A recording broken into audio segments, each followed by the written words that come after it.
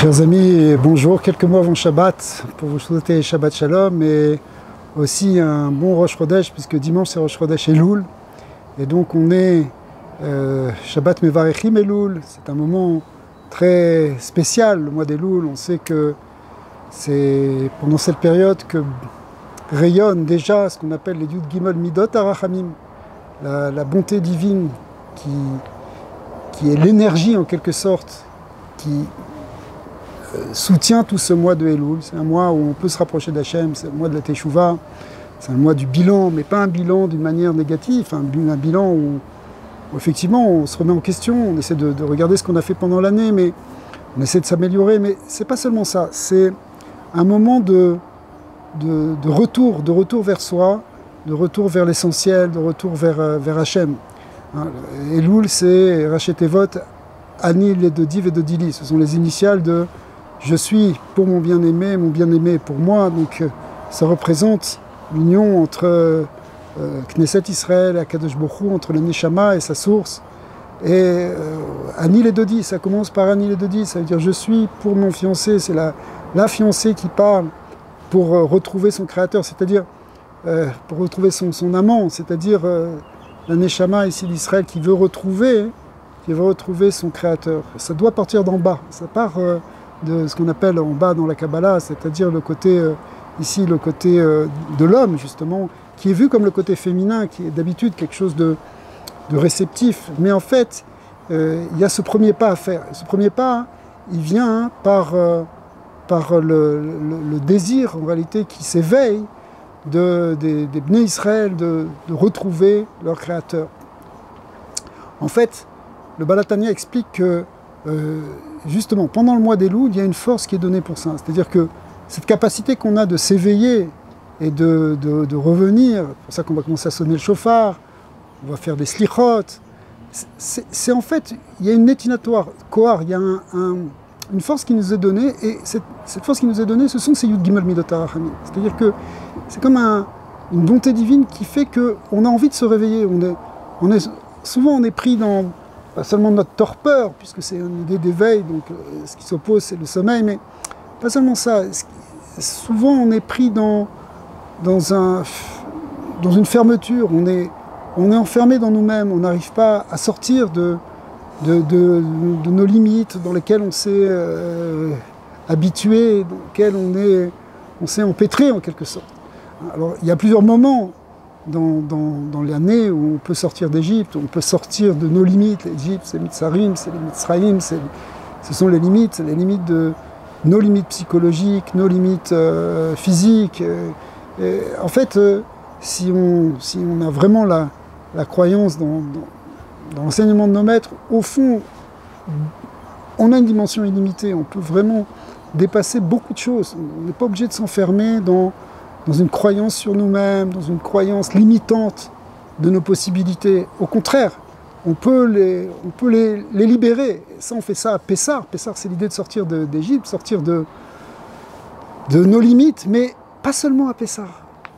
C'est aussi pendant le mois de Elul. Le mois de Elul, on est capable justement d'éveiller cette âme qui a tendance à être en galoute, qui a tendance à être en exil. C'est pour ça que l'image aussi qui est donnée par le Baal HaTanya du roi dans le champ, c'est une image qui est très connue, on l'a déjà développée plusieurs fois, qu'on peut trouver Hachem facilement comme un paysan, on peut trouver le roi lorsqu'il part dans la campagne et qui sort un peu de son palais pour aller à l'encontre des gens, et donc on est dans cela dans le mois d'Elul.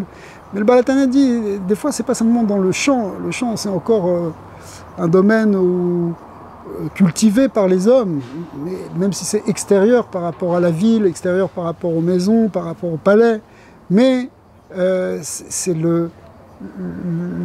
la porte après, ce qui va après le champ, c'est le désert.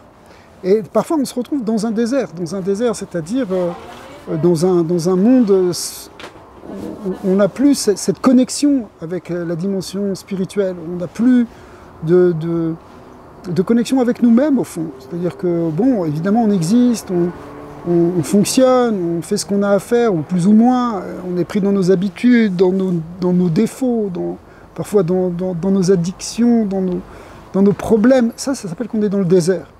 Et puis même dans le désert, en réalité, on peut se réveiller, on peut tout d'un coup se dire non, il y a quelque chose qui ne va pas, il faut que j'avance, il faut que je sorte de tout ça, il y a quelque chose d'autre à faire. Est-ce que je peux me satisfaire simplement de ce sens premier que j'ai trouvé à l'existence, c'est-à-dire bon, il faut vivre, il faut répondre à l'immédiat, il faut être d'une certaine manière dans une forme de survie ou dans une vie purement routinière. Non, je peux peut-être aller voir ailleurs, je peux peut-être faire autre chose.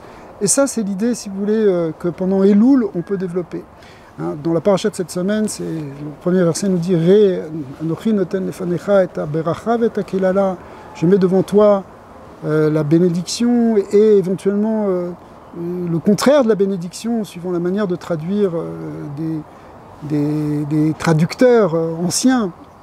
Pas forcément une malédiction, il ne faut peut-être pas forcément traduire par le mot malédiction, mais au contraire par quelque chose qui est un changement, c'est une déviation par rapport à la bénédiction. Et ça, si vous voulez, pourquoi cette paracha de Ré, on la lit un petit peu, on la lit juste avant Elul, eh bien c'est pour nous dire que effectivement tout est devant nous, on peut choisir, on peut aller dans la droite, on peut aller dans la gauche.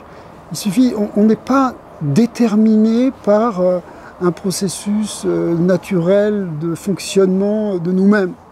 Même si ce processus il existe et on est dans une roue qui tourne et effectivement on est la conséquence de nos actes passés.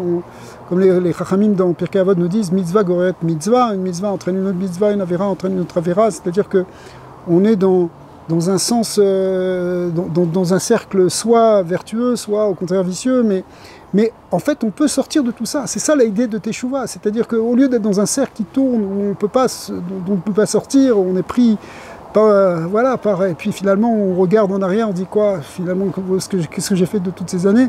Non, on peut sortir du cercle, en fait. Sortir du cercle, c'est plutôt rejoindre le centre du cercle, c'est-à-dire justement cette dimension éternelle et infinie, même si je continue d'avancer, mais en tout cas, hein, j'avance pas de la même manière, j'avance en prenant